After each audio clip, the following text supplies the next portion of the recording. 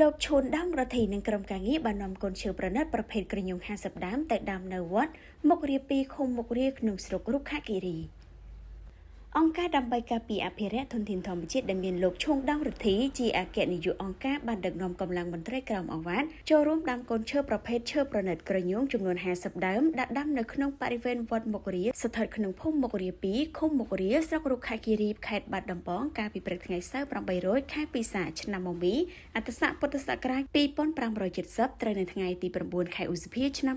2026ដើម្បីជាប្រយោជន៍ដល់បរិស្ថាននិងនាំឲ្យកូនចៅចំនួនក្រោយបានស្គាល់ប្រភេទដើមឈើប្រណិតដែលចិត្តនឹងផុតពូជនៅក្នុងព្រៃធម្មជាតិទៅហើយនោះលោកឈួនដងរដ្ឋីប្រធានអង្គការដើម្បីការពារអភិរក្សធនធានធម្មជាតិបានលើកឡើងថាដើម្បីចូលរួមអភិរក្សធនធានធម្មជាតិអង្គការរបស់លោកបានខិតខំយកចិត្តទុកដាក់បណ្ដុះកូនឈើពូជល្អៗជាពិសេសប្រភេទឈើប្រណិតឈើលេខ1និងឈើហូបផ្លែមួយចំនួនទៀតដើម្បីបំផុសស្មារតីដល់ប្រជាពលរដ្ឋនៅក្នុងមូលដ្ឋានឲ្យយល់ដឹងពីសារៈសំខាន់នៃផលប្រយោជន៍ព្រៃឈើនិងបានណែនាំឲ្យពួកគាត់ចូលរួមយ៉ាងសស្រាក់សស្រាំក្នុងការចូលរួមចំណែកដាំកូនឈើក្នុងមូលដ្ឋានដែលពួកគាត់រស់នៅធ្វើយ៉ាងណាឲ្យពូជឈើទាំងនោះលូតលាស់ដុះដាលឡើងវិញលោកបន្តថាការដាំដើមឈើមានផលប្រយោជន៍យ៉ាងច្រើនដូចជាផ្ដល់ម្លប់ផ្ដល់ឈើសម្រាប់ធ្វើជំរកនាពេលអនាគតនិងឲ្យកូនចៅជំនាន់ក្រោយបានស្គាល់ពីពូជឈើប្រណិតល្អៗដែលអង្គការរបស់លោកបានខិតខំអភិរក្សជាងនេះទៅទៀតគឺដើម្បីការពារលំនឹងបរិស្ថានធម្មជាតិឲ្យកាន់តែប្រសើរឡើងលោកឈួនដងរដ្ឋីបន្តលើកឡើងថាសប្តាហ៍ថ្ងៃនេះអង្គការរបស់លោកតែងតែមានគណៈកម្មការអាចារ្យវត្តនិងព្រះសង្ឃបានតាក់ទងសំណូមពរដល់ក្រុមការងារអង្គការរបស់លោកដើម្បីយកកូនឈើទាំងនោះ